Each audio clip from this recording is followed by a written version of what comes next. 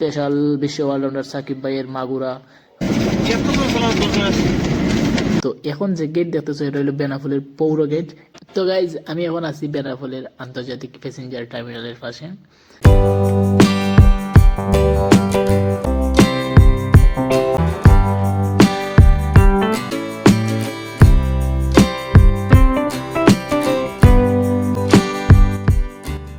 মাটির রাস্তা ঠিক আছে নাকি? আল্লাহ ঘুরবো নি গাড়ি, এটা মেইন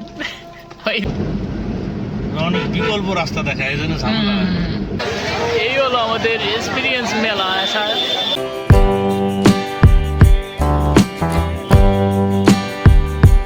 টিকিট ছাড়া ঢোকা যায় নাকি? না ঠিক আছে, এটা চার্জ নেই। টিকিট লাগবো। সম্মান দেখালেন না, ঢোকা চাইলেন না। দেখার জিনিস তো অসাধারণ সুন্দর।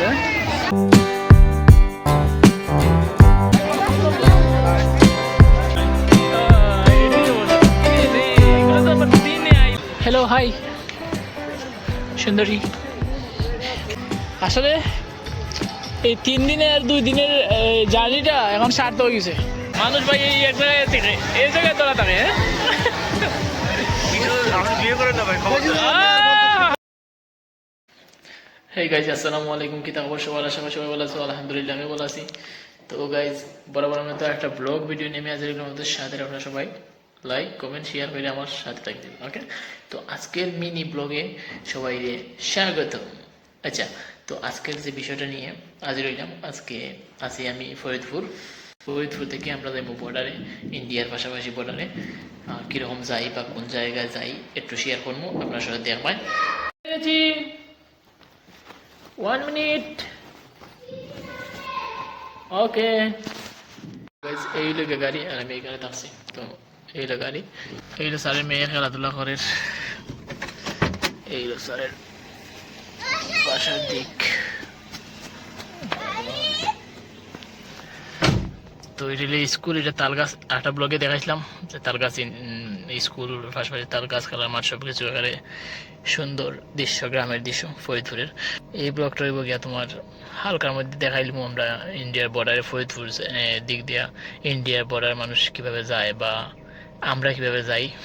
আশা করি গাইজ একটু হইলেও কিছু মজা পাইবে, কারণ এই নতুন দৃশ্য দেখতে সবাই চায়। আর আমিও এই ফার্স্টলি মানে এইরকম আর কোনোদিন এই রাস্তা দিয়ে গেছি না। রাস্তা যাওয়ার পাশে আশেপাশে সুন্দর দৃশ্য কিছু কিছু তুলে ধরবো, তো সবাই উপভোগ করবে। ওকে, তাকে যাও সাথে দেখিলাম সুন্দর। ওকে, হ্যালো গাইজ, তো আমরা রওনা দিয়ে দিলাম। আর এর আগে স্যারের সিদ্ধান্ত নিল এক একটা করে ডাব খাবো, তো সবাই এক একটা করে ডাব খাওয়ার সিদ্ধান্ত নেওয়া হলো। তো আমরা প্রথমে তো যাবো আমরা আমাদের স্পেশাল বিশ্ব অলরাউন্ডার সাকিব ভাইয়ের মাগুরা হয়ে, যশোর হয়ে, জিগারগাছা হয়ে পরে যাবো বেনাফুলে। তো বেনাফুলে গিয়ে স্যারকে নিয়ে আগিয়ে দিয়ে আসবো আমরা। তো সবাই দোয়া করবেন যাতে সহি সালামতে আমরা যেতে পারি, আর স্যারও যাতে সহি সালামতে সুস্থ হয়ে আবার আমাদের মাঝে ফিরে আসতে পারেন। তো আমরা এর আগে আমাদের এদিকে সিএনজি গ্যাস নেই, তো এদিকে আবার এই অকটেন নিতে হয় ফরিদপুর এদিকে। তো আমরা ফুল ট্যাঙ্কি করে অকটেন নিয়ে নিলাম। পদ্মা সেতু থেকে এই সেতুটাই লাইটিং করলে এটাই মনে হয় বেশি সুন্দর থাকে, সুন্দর লাগে। দেখি একই মডেলের এই ধরি এই ব্রিজ সব জায়গায় আছে, আর একই সাইজের একই রকম। স্যার আমার মাফ করে দেয়, ভুল হয়ে গেছে আমাদের। পরে ডাক্তার দেখছে, দেখে বলতে ঠিক আছে, তো সমস্যা নারী দিয়ে সমস্যা এই করে দিয়েছে ভাই, মানে ধরে ওর সমস্যা তো নারী দিয়ে। আমি কোন জায়গায় ঘুরে গেলাম, পরে টেস্ট করছে, দেখে তাই সমস্যা।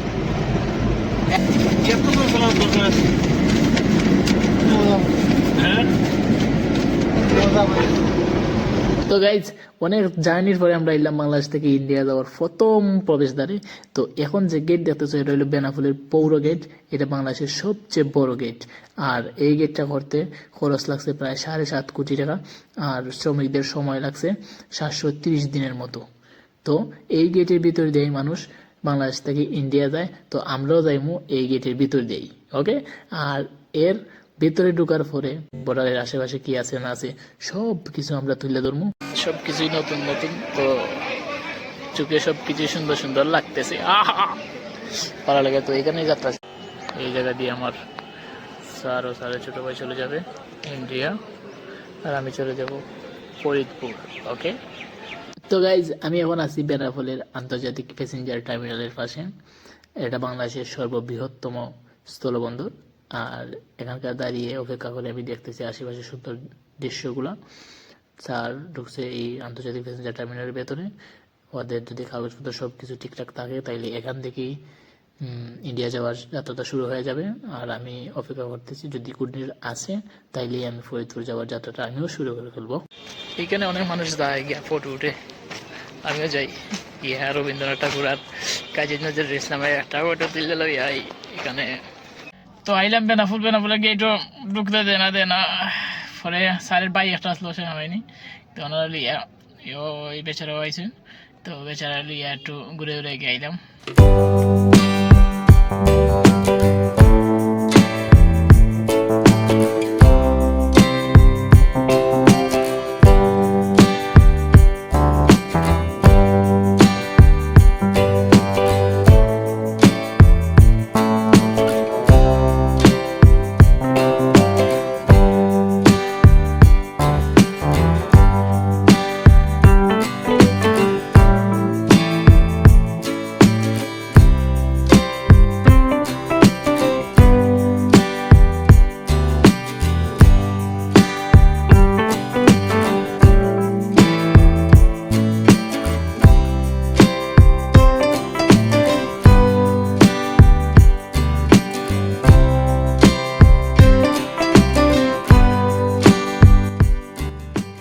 তো গাইজ অনেক অপেক্ষার পরে স্যার আমাদের মেসেজ দিয়ে বললো যে আমরা চলে যেতে ফরিদপুর যা স্যারের বাড়িতে।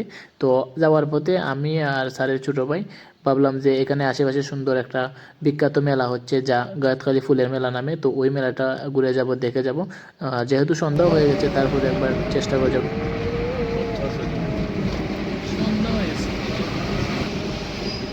কলা গাছ চাষ 950 মিটার সামনে বামে টার্ন নেবে, ঠিক আছে?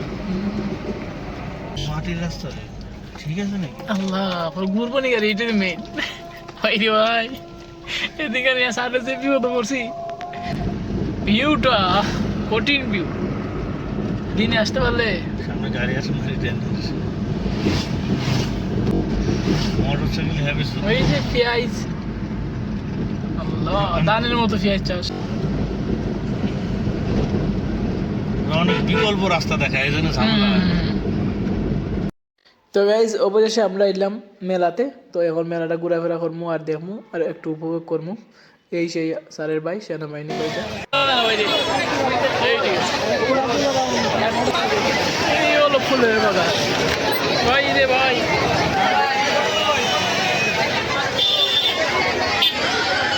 মানুষের জাগ, এই হলো আমাদের এক্সপিরিয়েন্স মেলা আসার। এখানে শুনছিলাম বেনাপোলে বৈশা যে খুব সুন্দর একটা মেলা হয়। তো আমরা আইসি মেলা, এটা মেলা বলছে স্যারের ভাই আর আমি। তো গাইজ এই সেই মেলা যা আমরা বেনাপোলে বসে বসে অনেক সুনাম শুনছি। তো অবশেষে আমরা এলাম এই মেলাতে। তো এই মেলার মেইন গেটের বাইরে আমরা আছি। আর মেইন গেটের বাইরে যা যাবতীয় যতটা নিয়ে উঠছে সুন্দর সুন্দর ফুল বা অনেক কিছু নিয়ে উঠছে যা অনেক সুন্দর, অনেক মুগ্ধ করে।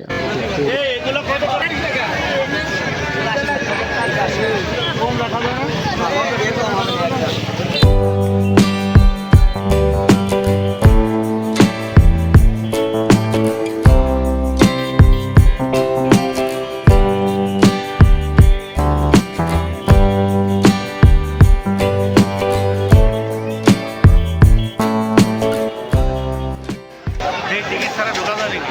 না ঠিক আছে, এটা চান্স নেই। টিকিট লাগবো, ঠিক আছে স্যার। এখন কিছু আছে টিকিট, এখন আমরা নিয়ে নেব। আমরা সম্মান দেখালেন না, সম্মান দেখালেন না, দরকার নাই দেন।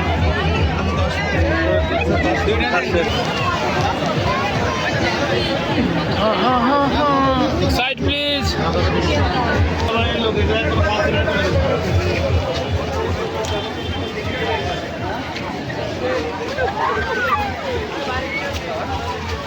আমার মেয়ে আসি তো অবস্থা খারাপ হয়ে চলে যায়। ওহো সেই না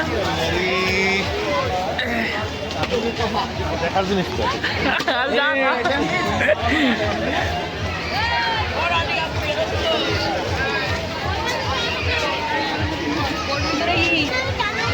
অসাধারণ সুন্দর। ওরা কি আর বলার সুযোগ দিব? ওরা তো টাইনেই নিয়ে যাইব।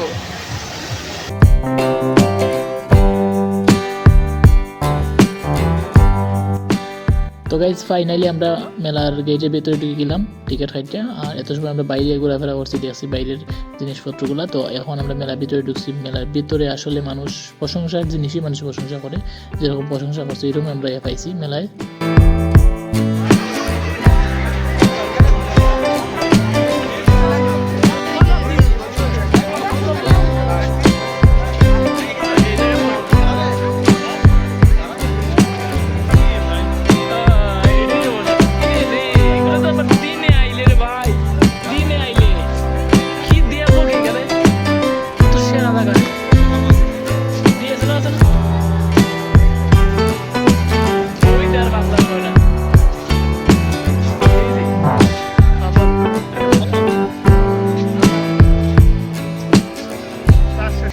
হ্যালো, হাই সুন্দরী।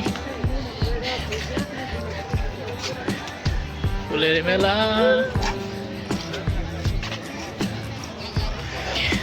দেখবো কত এগুলো।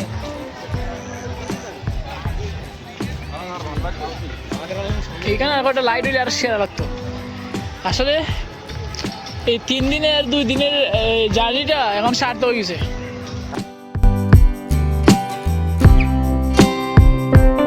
কি দেখবো এখানে? এখানে কি দেখবো? দেখার কোনো শেষ আছে? এই যে ফুলের বাগান যে হয়েছে, ঠিক আছে, ফুলের বাগান, এটা মনের মতো ফুলের বাগান। আর এখানে অনেক অনেক জায়গা, মানে এমন সুন্দর করে রাখছে, ফটো উঠলে খালি খাইলেও লাগবো। কিন্তু মানুষ ভাই এই এক জায়গায় থেকে এই জায়গায় তোলা থাকে। বিয়ে করে না ভাই, খবর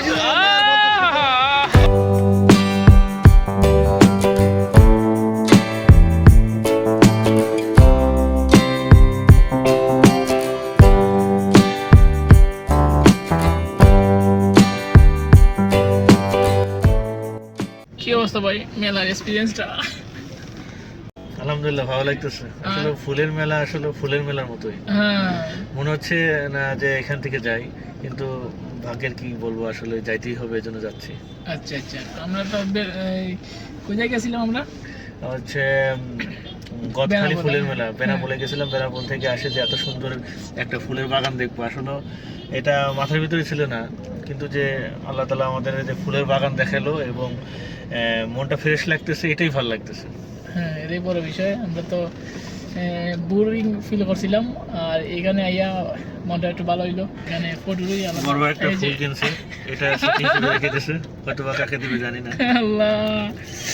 ওকে, এটা আমার ভাই আমার গিফট দিছে, তো এটা আমার থাকবে স্মৃতি হিসেবে। তো এটা ফুল না, এটা নষ্ট হইতো না, এরকম একটা ফুল আর কি।